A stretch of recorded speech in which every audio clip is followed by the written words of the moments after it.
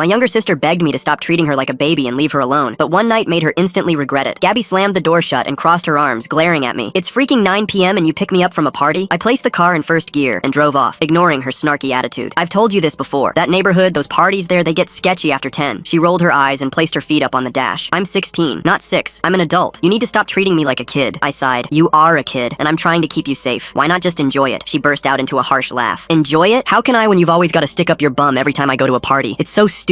Ever since mom and dad died, you act like I'm made of glass. Newsflash, that was 7 years ago. All I want is a normal sibling relationship, not a fake parent to replace them. I felt my blood boil at her comment. I pulled over on the side of the road, fighting back my anger. Fine, fine. You know what? You want freedom? Then you can have it. From that moment on, I just left her alone. No more checking in, no more taking care of her. When she asked to go to parties, I just shrugged. Whatever. Her eyes lit up. She went out that night and didn't come home until 2 a.m. At first, she bragged to everyone. My brother finally chilled out. He doesn't even ask where I'm going anymore. But sometimes I'd see her chat bubble open, typing to me before disappearing. When she got the flu, instead of taking off work like usual, I just left Gatorade and Tylenol on the counter, only to come home at midnight to find her sobbing, crawling to the bathroom. We also stopped eating together, stopped talking altogether. Even for her birthday, I stayed in my room while she set up and cleaned everything herself. No gifts, no birthday greetings. After a few weeks, she stopped bragging to her friends, looking lonelier than ever. Then that Saturday morning, she came into the kitchen while I was making coffee. There's a party tonight at that really dangerous neighborhood you told me to stay away from. Cool, I said, stirring my coffee. She stared quietly like she was waiting for a longer answer, then finally snapped. That's it? Just cool? You're not gonna tell me to come home early? Or pick me up at 9 p.m. like a psycho? I glanced at her. Yup. Can't you at least show you care like a brother? Ugh, forget it. I don't need you anyway. Yeah, I said, sipping my drink. You made that pretty clear. She grabbed her jacket and slammed the front door so hard, it knocked over the last picture we ever took when our parents were still alive. It's funny because no matter how hard I tried to act cold around her, I couldn't help but worry. 10 minutes after she left, I grabbed my keys and headed out. I parked my car a few houses down, just enough so I could see all the kids attending. I worked from my laptop, glancing up every time someone was leaving to see if Gabby was with them. But then at 2 a.m., my phone rang with Gabby's name plastered on the screen. My heart nearly stopped. Her voice was barely above a whisper. Jake, can you come get me? What happened? Please just come. She was crying. I sprinted out of my car and forced my way into the party. I found her sitting by the pool alone, clothes wet and shivering, makeup dripping down. I pulled off my jacket and wrapped it around her. Party's over, kids. Go home. Everyone scrambled out while I carried her to the truck. When we got home, I headed straight to the bathroom to warm it up for her. You came back for me, she whispered, staring at the water filling the tub. I was a jerk, and you still helped me. I reached over to check the water's temperature with my hand. You've always put me first, sacrificed everything for me. Your life, your dreams. I just wanted to be an adult too. She sobbed into her hands. Gab, stop. But I get it now, she said, tugging at my shirt. You weren't trying to be my parent. You're still a kid too, trying to figure it out. But we need better rules. I'll share my location, but don't check on it so obsessively, okay? Just for emergencies. You can pick me up at 11 for parties. Not too early, not too late. And lastly, she pouted, can we do things you enjoy too? I want to see you go out. Get a life. Find a girlfriend, maybe. This house is too empty with just the two of us. I grinned and ruffled up her hair with the towel while she squealed. Bossing around your older brother now? She giggled. That's what families do.